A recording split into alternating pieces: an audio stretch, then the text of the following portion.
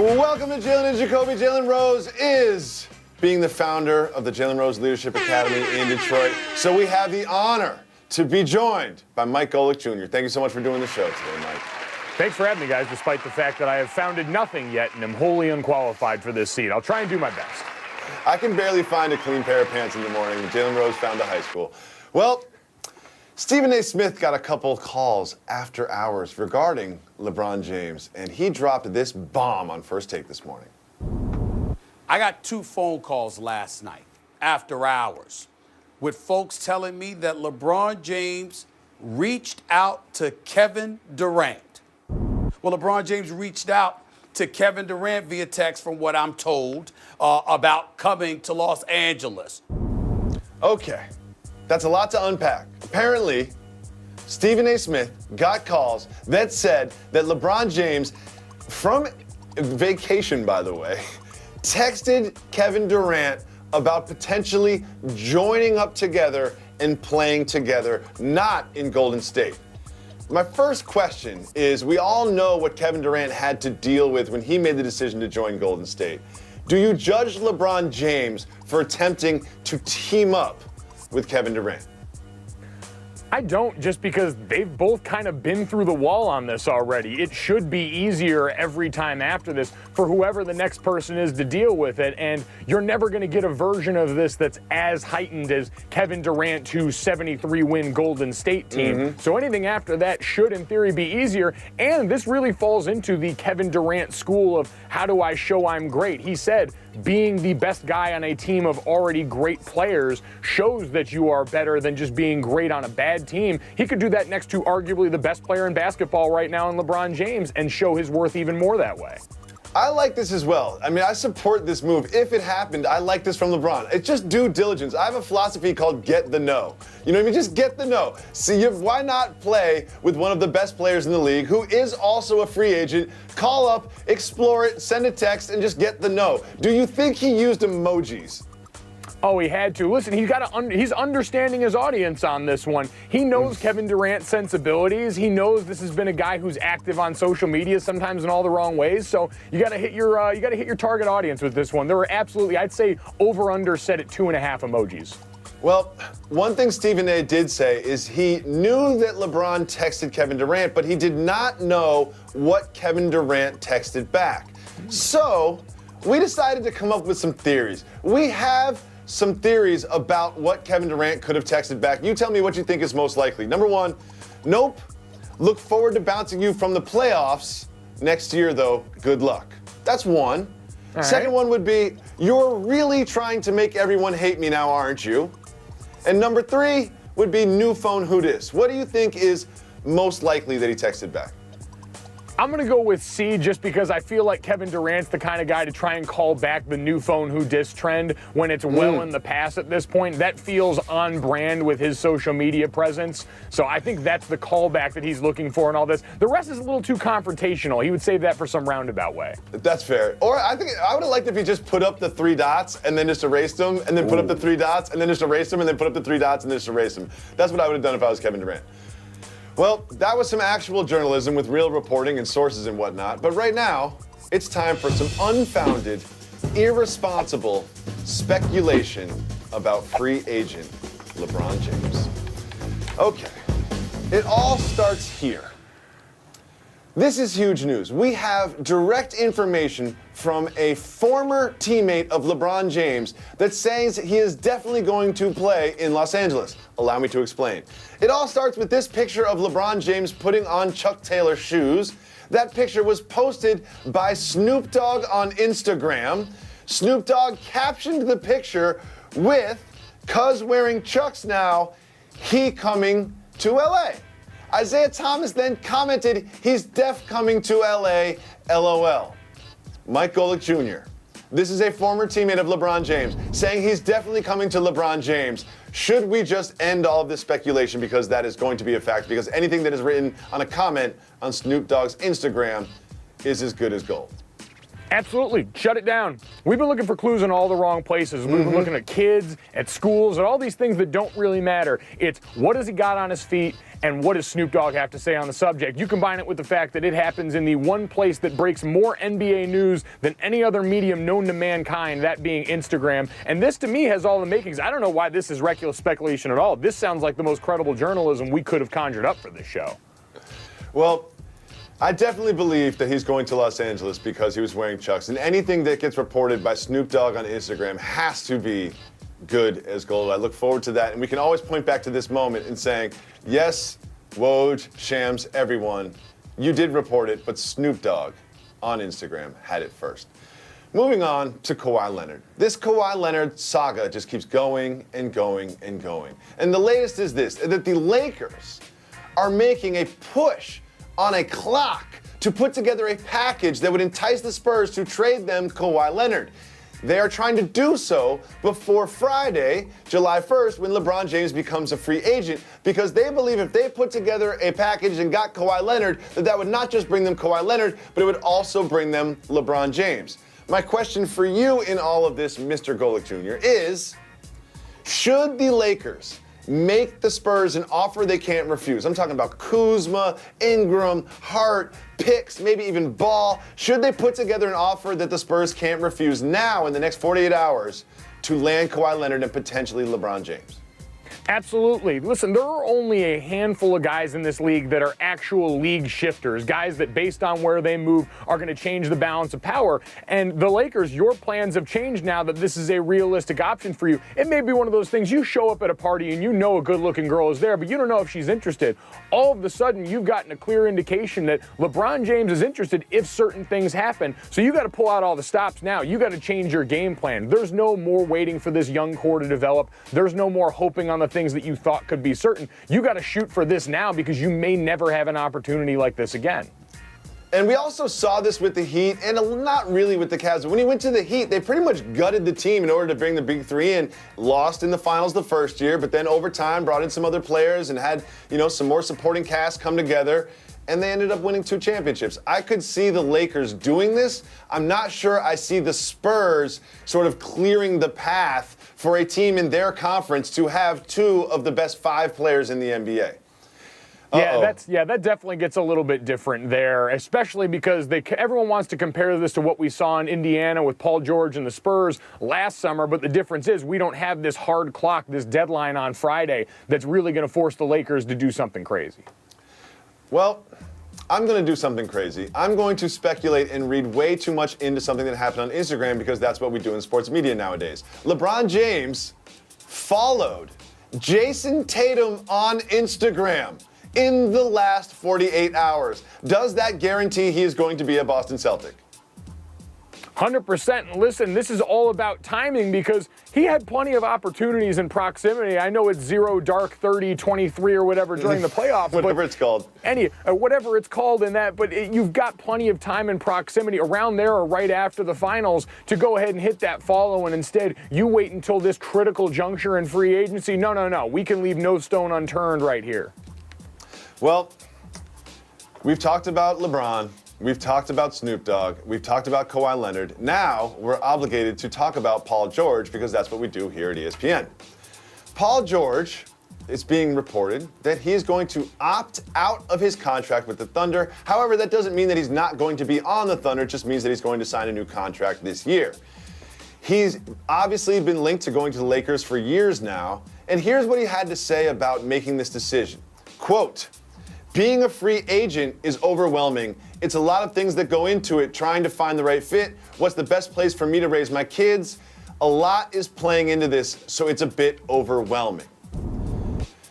Wouldn't deciding where you're going to get paid $30 million a year to play basketball be less than overwhelming, but kind of joyous?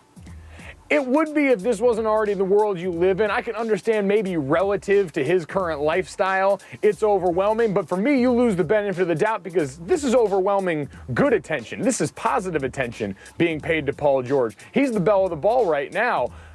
when he's used to in the past getting all the negative attention of giving yourself god-awful nicknames like Playoff P that are self-appointed and bring nothing but unwanted slander to you, your mentions, and everyone close to you. His family had to suffer because of that nickname through a lackluster playoff performance after putting that bullseye on your back. So I'm sorry, this should be a weight off everyone in that group's shoulders. I really enjoy all these updates and these breaking news about NBA free agencies and some of the biggest stars in sports. But coming up after this is the topic I really want to discuss.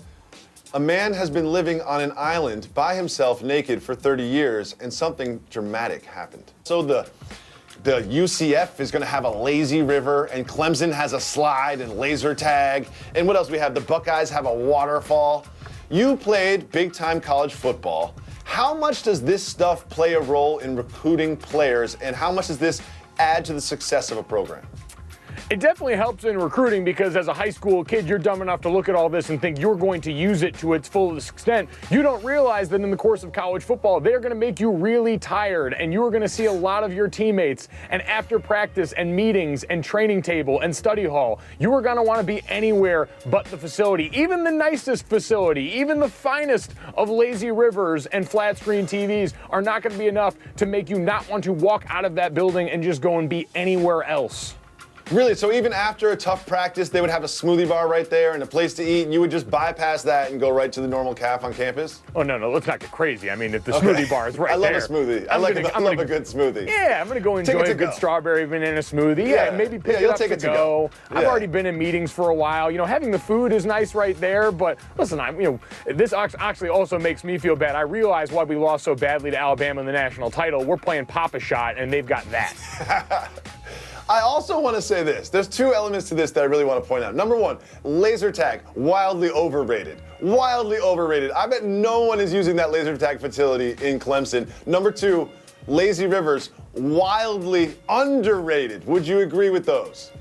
Yeah, those are both strong takes. Laser tag is a clear sign that someone old designed this thinking they understood what young people liked. Swing and a miss on that one. I do still remember the laser tag credo for the most part, but more importantly, we need to get onto this lazy river discussion. Lazy river is one of the more wildly underrated phenomenons that exists right now. It offers you the opportunity to do my two favorite things, which is either sit or lay down in a suspended space and possibly drink outdoors. I love everything about this. There are not enough lazy rivers on the planet. I just want to make a movement, and the producer's in my ear telling me to move on, but I do not want to move on. My lazy river take is strong. I want more lazy rivers on this planet. I'm going to start a movement. I'm going to write a strongly worded email. Let's get this going. Hashtag lazy river. Moving on. Fine, per producer.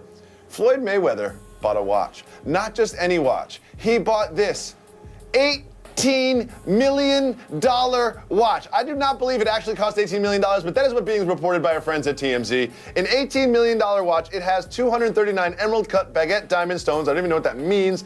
And they each weigh up to 3 carats. An $18 million watch. I have a strong take about watches, Mike.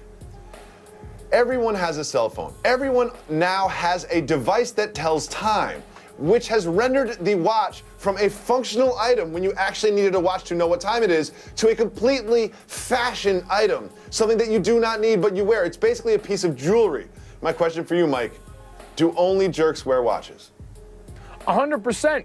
Jerks only wear watches. You're right. It is a complete fashion statement and accessory. But I'll take it a step further because jerks might wear watches. Jerks might throw one on. They might even buy an $18 million ones. But a true jerk, someone who's really hateful of themselves, gets it tattooed on them. They get a watch tattooed on them for the rest of time. So it's the same time all the time. It's completely useless other than jewelry. Does that say now on it as the time? Yes, I am that pretentious where I have a watch tattooed on me that says now. Or if you flip it upside down, it says Monday. So either way, you're living in a man-made hell of my own construction. Did you know about the Monday angle when you got the tattoo? I didn't. It was one of those things that all of a sudden I looked down from my angle and I realized, dear Lord, I have set myself to Monday from now until the end of time. For eternity. Oh my God. I love that so much. I'm so glad you're here today, Mike Golick Jr. Also, I want to say this. If I had an $18 million watch, I think it would really stress me out. Like, I get anxious if I have more than like $200 in my pocket. If I had $18 million around my wrist, the entire day I would just be concerned about the $18 million on my wrist, and I would have absolutely no fun showing it off to anybody. But I'm not Floyd Mayweather. Him and I are very different people. Just a little bit. Moving on. It's time for news that matters.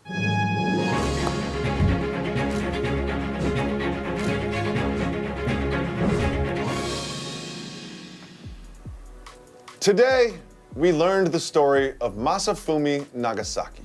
Masafumi Nagasaki is an 82-year-old man who left Japan to live on a remote island, and he's been doing so for 30 years. Also, he's completely naked all the time. I love Masafumi Nagasaki so much. Once a week, he goes and gets food and some supplies from people that are not with him on the island.